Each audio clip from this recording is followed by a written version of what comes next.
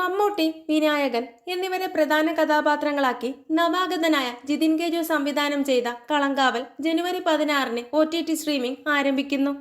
Sony ലിവിലൂടെയാണ് ചിത്രം stream ചെയ്യുന്നത്.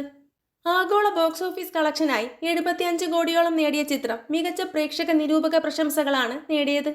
മമ്മൂട്ടിയുടെയും വിനായകന്റെയും മികച്ച പ്രകടനമാണ് ചിത്രത്തിലെ ഏറ്റവും വലിയ പോസിറ്റീവ് എന്നാണ് പ്രേക്ഷകർ ഒന്നടങ്കം അഭിപ്രായപ്പെടുന്നത്. അതേസമയം ഏറ്റവും വേഗത്തിൽ 50 കോടി ക്ലബിൽ ഇടം പിടിച്ച മമ്മൂട്ടി ചിത്രമെന്ന റെക്കോർഡും കളങ്കാവൽ സ്വന്തമാക്കിയിരുന്നു.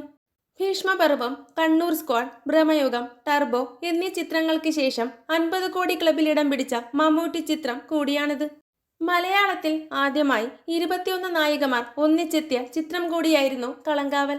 എന്തായാലും വലിയ ഇടവേളയ്ക്ക് ശേഷം വീണ്ടും മമ്മൂക്കയുടെ ബോക്സ് ഓഫീസിലേക്കുള്ള തിരിച്ചുവരവ് കൂടിയാണ് കളങ്കാവലിലൂടെ നടക്കുന്നത് എന്നാണ് പ്രേക്ഷകർ ഒന്നടങ്കം അഭിപ്രായപ്പെടുന്നത്.